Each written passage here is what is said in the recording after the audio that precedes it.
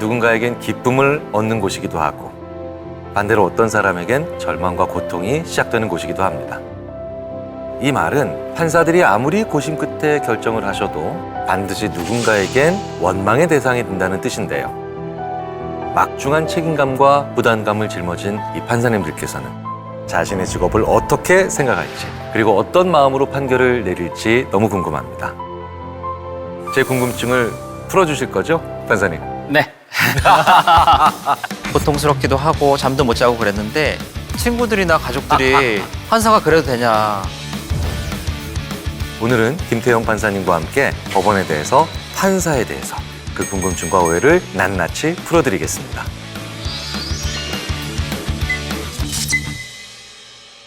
안녕하세요, 네. 판사님. 아유, 교수님 반갑습니다. 네, 정말 반갑습니다. 제가 지금 법원에 있잖아요. 네. 법원에 있는데 확실히 한없이 작아진다는 느낌 아, 확실히 오네요. 근데 사실은 법정 공개 원칙이라 그래서 이 대법정뿐만 아니라 일반 민사법정, 형사법정 누구에나 공개돼 있거든요. 그런가요? 근데 대부분 그 사실을 모르시더라고요. 그래서 사실은 재판이 어떻게 돌아가는지 보게 되면은 법원이나 판사에 대한 오해도 많이 풀릴 수 있거든요. 사실 그렇게 보면 시청자들께서는 오늘 판사라고 하는 그 직분을 통해서 인간의 판단과 의사결정에 대한 아주 심층적인 공부를 하실 수도 있는 기회가 되겠다라는 생각이 드네요. 예.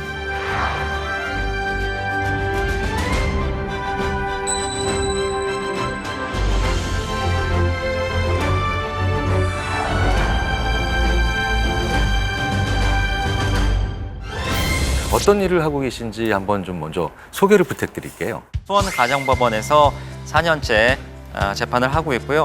법관이 된 지는 약 16년 정도 됐고 4년째 가사소년 전문 법관으로 근무하고 있습니다. 보통 판사님들 일반적인 경우는 한 2년, 3년마다 법원을 옮겨가면서 다양한 재판을 맡고 있거든요. 근데 가사재판, 소년재판 그런 분야는 좀 전문적으로 재판을 계속하는 게 업무 처리나 판결의 신뢰성이나 높아질 것 같아서 전문 법관 제도를 몇 년 전부터 실시하고 있습니다.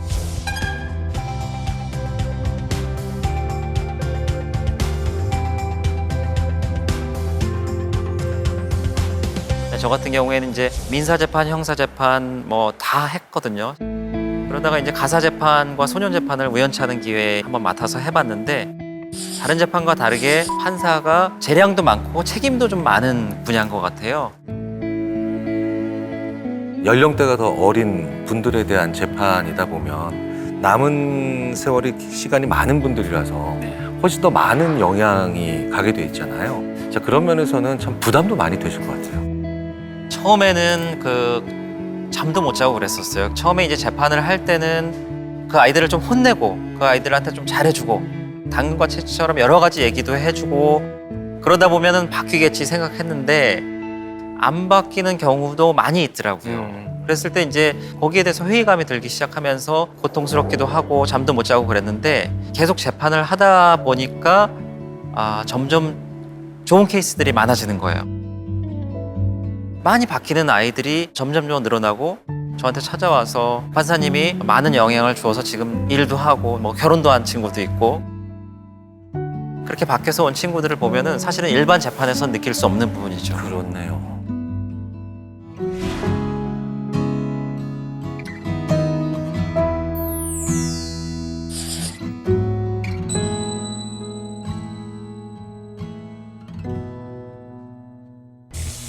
공부 잘하는 친구들이 장래희망으로 많이 얘기하는 게 판사. 판사님도 원래 어렸을 때부터 판사 일을 하시는 게 꿈이셨나요? 사실 고등학교 때까지 판사, 변호사, 검사도 잘 구분을 못했어요. 그만큼 법조인에 대해서는 생각이 전혀 없었고요. 제가 이제 중고등학교 때 좋아했던 것은 이제 음악 듣고 책 읽고 그런 것들이 좋아서 예술가가 돼야 되겠다 이렇게 생각을 했었습니다. 음악에 관련된 일을 하고 싶어서 음악을 실제로 만들었거든요. 만들고 이제 기획사 찾아가서 그 데모 정도면 테이프도 뭐, 많이 하고 뭐 오디션도 보고 그랬어요. 근데 단 한 군데도 예외 없이 다 거절 통보를 받았습니다. 굉장히 좌절을 하고 실망하셨겠어요. 네, 실망을 하고 있었던 차에 이 친구가 엠넷 VJ를 모집한다는 기사를 갖고 왔어요. 그렇게 보시고 네. 하셨구나. 기사를 봤는데 그때는 사실은 지금처럼 뮤직비디오나 영상, 음악을 구하기가 되게 어려웠어요. 근데 엠넷 같은 데 가면은 전 세계의 음악가들의 뮤직비디오를 마음껏 볼 수 있다. 그래서 시험을 받고 무려 300대 1의 경쟁률을 뚫고 채용이 됐습니다. 그때 작가님이랑 PD님이랑 뭐 아이디어도 많이 짜서 방송도 하고 그런 일을 하다가 나중에 음악 관련된 음악 프로듀서나 아니면은 라디오 DJ나 이런 게 하고 싶었는데 시청률이 좀 잘 나오지 않으니까 재계약은 없다 이렇게 얘기를 하더라고요. 그때는 이제 되게 어렸잖아요. 20살, 21살 때 그만 나와도 된다 이런 말들에 좀 충격을 받아서 그때 이제 사법시험이나 변리사 시험이나 전문적인 자격에 관심을 갖게 된 거죠. 그래서 이제 법관이 돼서 지금까지 근무를 하게 됐습니다. 판사. 네. 사실은 되고 싶다고 다 되는 건 아니거든요. 그렇죠. 네, 그래서 판사가 되는 방법, 과정을 조금 좀 자세히 구체적으로 말씀해 주신다면 어떨까요? 네. 근데 지금은 이제 로스쿨이 도입돼서 원칙적으로는 로스쿨을 졸업하고 변호사 시험을 보고 10년 동안 법조, 리걸 커리어를 쌓은 다음에 법관 지원을 하고 선발 절차를 따로 거치게 됩니다. 좀 많이 달라졌네요. 30대 초반 판사는 볼 수가 없을 겁니다. 그러게요. 법학 전문 대학원이 도입되기 전에는 사법연수원이라는 곳을 들어가서 실무 트레이닝을 2년 정도 받게 됩니다. 근데 또 사법연수원에 들어가서도 시험을 굉장히 많이 봅니다. 한 과목 딱 10시간. 혹시 그거 아세요? 밥 먹으면서 시험 보는 그런 시스템이거든요. 아침 10시부터 저녁 6시까지 시험을 보는데 중간에 이렇게 도시락 먹으면서 시험을 보는 그런 사법연수원의 시험이 있었습니다. 저희 때는. 그 시험 결과에 따라서 성적이 좀 좋은 분들이 판사로 많이 그렇죠. 지원을 했던 것 같습니다. 네. 근데 사실 교수님 저도 믿기지 않겠지만 연수원 때는 법전을 다 외웠어요. 정말요? 예. 이렇게 이미지처럼 형상화해서 다 외우고 그랬는데 지금은 기억이 하나도 안 나요. 그게 아마 좀 나이 들어서 노화에 따른 자연스러운 기억력 감퇴가 아닐까 생각이 되는데 근데 지금도 그렇게 법전을 다 외우는 것이 필요한가요? 전혀 필요 없습니다. 전혀 필요 없죠. 컴퓨터 안에 파일로 저장돼 있기 때문에 찾으면 되고요. 법전을 빨리 기억하는 것은 기억력이 좋다는 자랑 정도? 지금은 오히려 너무나 많은 정보들이 들어오기 때문에 불필요한 기억은 좀 맞아요. 소진시켜야 되지 않나. 맞아요. 새로운 사건 정보, 사건에 대한 기록이나 여러 가지 증거 자료를 섭취할 수 있는 준비 상태가 돼야 되는데 일이 많고 너무 머릿속이 복잡하면은 그건 이제 당사자들이나 재판받는 사람들은 다 안 좋겠죠. 머리를 비워내야 되는데 뭐 법전을 외우고 있다든지 뭐 사건 내용을 머릿속에 다 기억하고 있다든지 제 개인적인 생각으로는 얼마나 힘드실까, 얼마나 고통스러우실까 이런 생각이 듭니다. 사실 사회에 필요하고 그다음에 좋은 판사나 좋은 법률가를 우리가 사회가 네. 원하는 거잖아요. 사실은 이게 등수를 통해 가지고 더 많이 알고 있다, 더 조금 더 많이 기억하고 있다. 사실 이건 좋은 기준은 아니겠죠. 그렇죠. 아니겠죠. 사실 저는 심리학자의 한 사람으로서는 그것보다는 법률가라면 이 정도의 수준의 이 정도의 생각을 하실 수 있어야 된다. 라고 그렇죠. 했을 때 그 기준을 만족하는지 안 하는지 이렇게 더 바라봐야 되는 게 더 좋을 것 같아요. 네, 맞습니다. 법관에 있어서 최우선적으로 고려해야 될 게 마음이 열려 있어야 됩니다.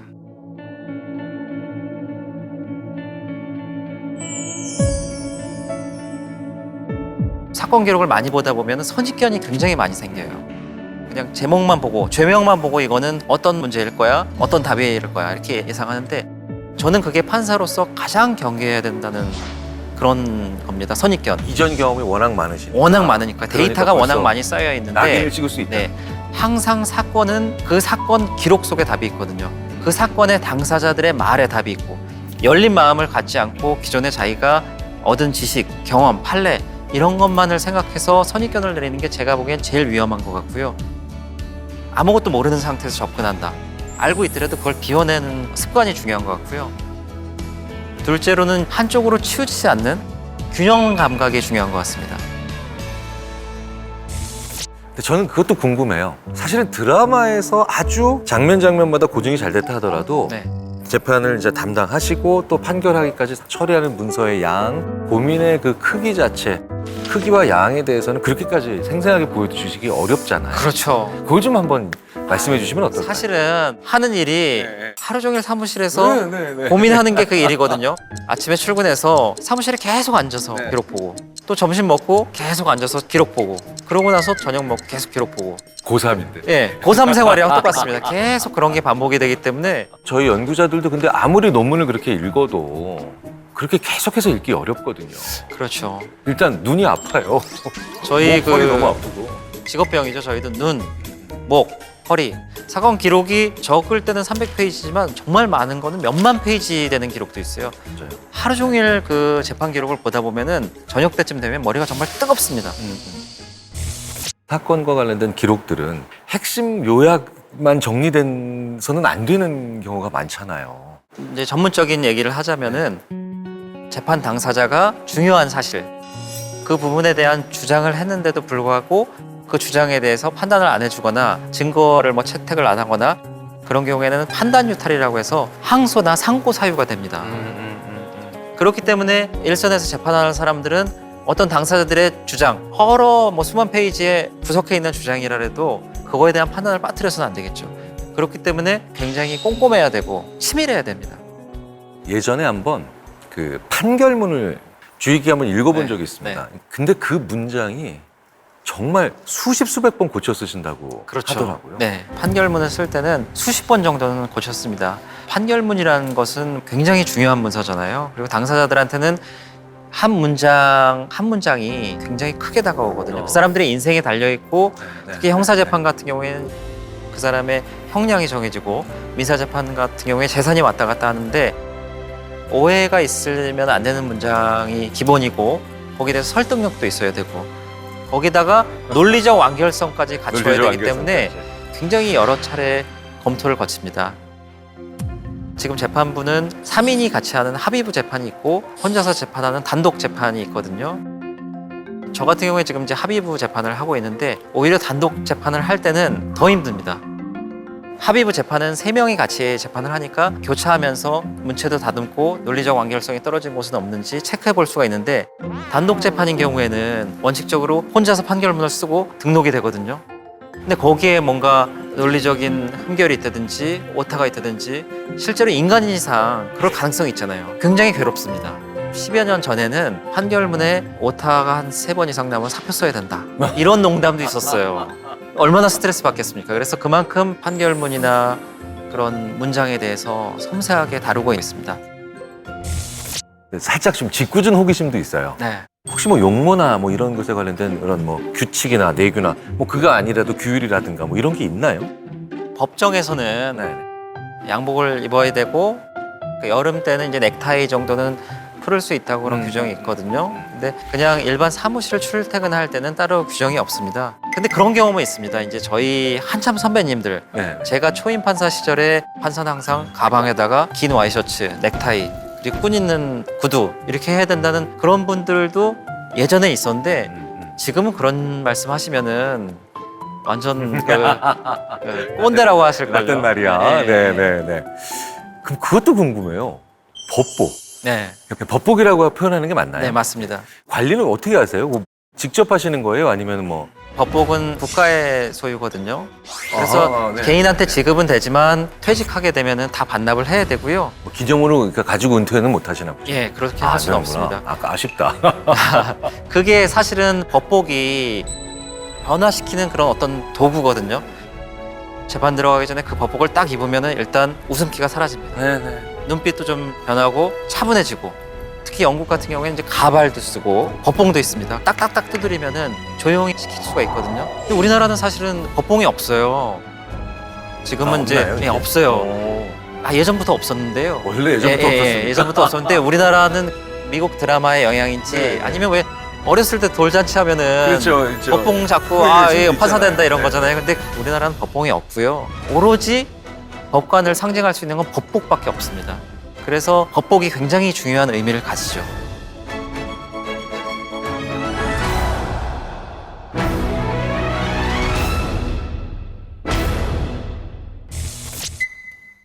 김태형 판사라고 네. 합니다. 라고 하면 그 직업이나 아니면 그 직에 대한 선입견 같은 것들이 있잖아요. 느껴지시는 정말 게 많습니다. 있죠? 예. 네. 어떤 모임이나 어떤 자리에 갔을 때 네. 소개를 하셔야 되는데 네. 뭐 저도 이제 네. 저는 심리학자입니다. 딱 이러면 이제 느껴지는 네. 선입견이 있어요. 네. 그러면 안 되는데 파란불 켜졌다 이제 빨간불로 바뀌고 그럴 때 보통 이제 막 뛰어서 가잖아요. 그러면 이제 친구들이나 가족들이 판사가 그래도 되냐. 저희도 사실은 그 사생활 속에서는 똑같이 평범한 시민이거든요. 항상 옳은 말만 해야 되고 점잖아야 되고 또 오해도 많이 하세요. 네. 대단한 권력을 갖고 있는 것처럼 착각해서 단속에 걸렸어요. 창문 열고 수고하십니다. 그럴 때 이제 딱 판사 명함을 주면서 무슨 법원의 김태형 판사입니다. 그러면 수고하십시오. 이러면 완전한 오해입니다. 고위공직자가 어떤 범죄를 저지른 걸 인지하게 됐을 때는 내부에 보고하게 돼 있어요. 오히려 범행에 판사 검사가 연루가 됐다고 하면은 더 수렁 속으로 들어가는 거거든요. 거기서 자기 신분을 밝힌다는 거는 말이 안 되죠. 그렇죠. 개인적으로 이렇게 법원 밖을 나가면은 절대 판사라고 얘기 안 합니다. 예전에 제가 경험이 있었는데 그 전세 살 때 임대차 보증금을 못 받은 경우가 있었거든요. 네, 제가 이제 전세 기한이 만료가 됐는데 이거 웃으면 안 되는데 죄송합니다. 굉장히 고생 많이 했습니다. 그래서 사정이 있으시니까 계속 기다리다가 한 4년이 지났어요. 그래서 이제 저희도 이제 너무 심한데. 그걸로 제가 소송을 했거든요. 근데 제가 판사라는 걸 알게 된 거예요. 저는 정당한 소송을 한 건데도 법을 잘하는 판사가 법을 이용해서 힘이 없는 서민을 괴롭힌다는 프레임을 씌워갖고 제가 굉장히 곤욕스러웠어요. 그래서 약점으로 작용할 때가 굉장히 많습니다. 그런 거는 이제 판사를 희망하시는 분들이 한 번쯤 생각해 보셔야 될 얘기가 아닐까. 또 하나는 이제 법관으로서 오래 근무하다 보면은 그 나이대로 보이는 분들이 없어요. 30대인데도 흰머리도 많이 내시고 그렇다고 하더라도 자신을 좀 이렇게 회복시켜야 하거든요. 근데 제가 동료들을 보면서 방법을 잘 모르거나 아니면 일부러 회피하거나 내가 지금 이렇게 나를 위한 휴식을 갖춰야 될 시간이 아니야. 하나라도 더 봐서 당사자들을 구제해야 되는데 당사자들의 억울함이 없도록 해야 되는데 이런 생각들이 결국 그 재판을 올바른 방향으로 이끌지 않고 있다는 생각이 들어요. 왜냐하면 사람은 휴식을 취해야 되고 또 자기가 좋아하는 일을 어느 정도 했을 때 재충전이 될 수 있거든요. 후배 판사님들이나 동료들한테 항상 좋아하는 걸 좀 찾아서 해라. 그래서 저 같은 경우에는 출근을 하면서 뭐 5분, 10분 차를 타도 좋아하는 음악을 들으면서 출근하거든요. 그러면 이제 기분이 좋아져서 아침에 짧게라도 회복이 되는데 그런 방법들을 잘 못 찾으시는 분들이 있어서 많이 안타깝습니다. 저의 강연 내용을 그대로 실천하고 계신 분을 오랜만에 근데 정말 그게 맞거든요. 왜냐하면 시간은 늘 부족하고요. 네, 맞습니다. 그리고 요 정도까지 되면 내가 이제 휴식할 거야 그런 건 안 오잖아요. 절대 안 옵니다. 안 오죠. 또 아까 살짝 말씀하셨는데 못 찾으시는 게 아니라 일부러 또 안 찾으시는 분들 회피하는 분들도 있어요. 있습니다. 네. 알고 계세요. 내가 뭘 하면 행복하고 즐거운지. 심지어 아시는데. 아시는데 죄의식 같은 걸 느끼시는 분들이 있어요. 저는 너무 충격이었는데 사실은 재판 기록을 보면 볼수록 더 모를 수 있거든요. 밤을 새도록 봐도 다 모르는 경우가 있어요. 근데 뭐 10분이라도 회복 시간을 가지면 좋은데 새로운 거를 알게 되고 조금 더 당사자들한테 도움이 되면은 그 기회를 놓친다면 나의 10분의 휴식이 안 좋은 결과를 가져올 수 있지 않을까. 분명하게 제가 심리학자로서 말씀을 드리고 싶은 건 행복하고 회복 탄력성이 좋은 분이 좋은 판결하신다. 네, 좋은 결정하신다는 이건 두말할 필요가 없는 것 같습니다.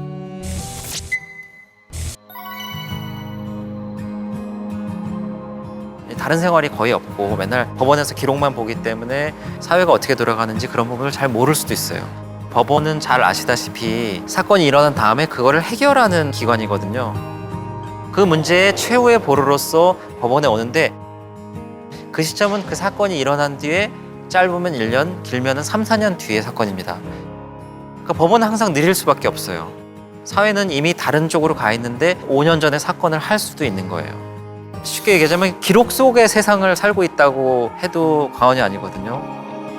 근데 그런 부분을 굉장히 경계해야 된다고 생각합니다. 왜냐하면은 실제 현재에서는 다른 모습이 펼쳐지고 있는데 그 뒤에 것만 계속 해결하다 보면은 사람들한테 그 판결이 도달했을 때는 한 5년 전에 어떤 법 감정이랑 많이 달라질 수가 있잖아요. 그래서 서점에 가서 최근 유행하는 글들이라든지 책들을 한번 보고 영상 매체도 많이 보고 그리고 사람들도 대화를 많이 해야지 문제가 없을 것 같습니다. 현 시대 보편적인 어떤 네. 현상들이나 이런 그 트렌드들에 대한 생각들을 좀 알고 계시는 게 당연히 필요하겠네요. 그렇죠. 네. 예. 그런 현실을 따라가려는 노력을 재판부 구성원은 계속 해야 되는 것 같아요. Dressed like an angel in white on the way, and you'll be like the door straight from a song. wrong that I